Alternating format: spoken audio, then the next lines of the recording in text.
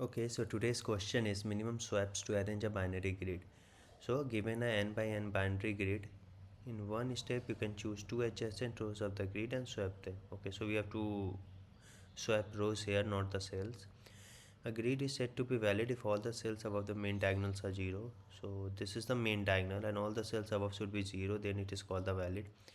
So we have to return the minimum number of steps to make the grid valid, or -1 if the grid cannot be valid. Okay, so the main diagonal of the grid is the diagonal that starts from 1 comma 1 and goes to n comma n. So what we will do, we will count the number of trailing zeros in each of the particular rows. Okay, trailing zeros are nothing, for example this one.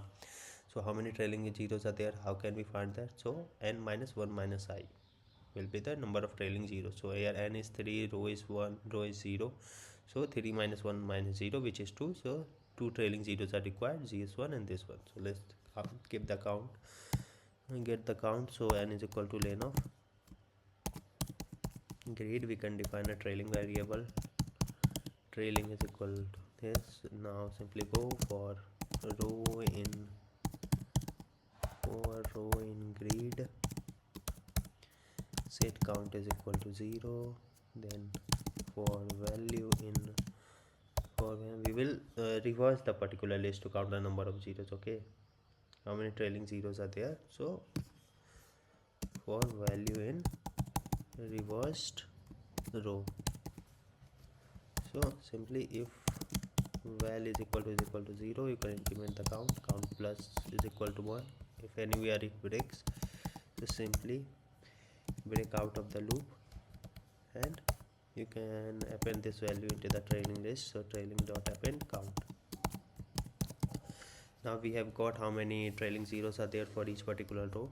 Now let's swap them. So swaps is equal to swaps to make it is a valid. So for I in range n, as discussed, how many needed zeros will be there? So that can be calculated by needed equal to n minus I minus 1.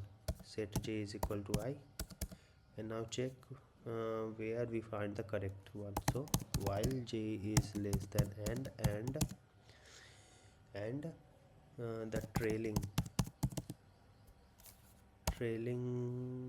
of j is less than needed. Okay, so simply keep on going. Suppose if we reach at the last, means this cannot be converted into valid, and you can simply set it as -1, return -1. Now suppose we have got a value j where the trailing j is equal to needed, or it is greater than needed. So that particular row should be up. So we will keep swiping it till the ith one. So while j is less than I, while j is greater than I, while j is greater than I, simply keep on swiping. So trailing of j comma trailing of j minus 1 is equal to trailing of j minus 1 comma trailing of j, and you can simply increment the swaps count. Swaps plus is equal to 1 and decrement the j. Now I think it should work. You should simply return swaps here. Now try to run and check if this works.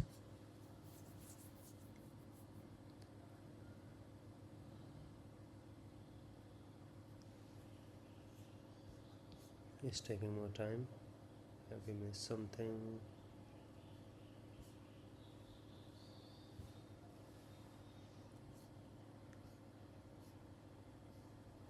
Okay, so test cases has passed. Let's try to submit and check if this works for all the test cases.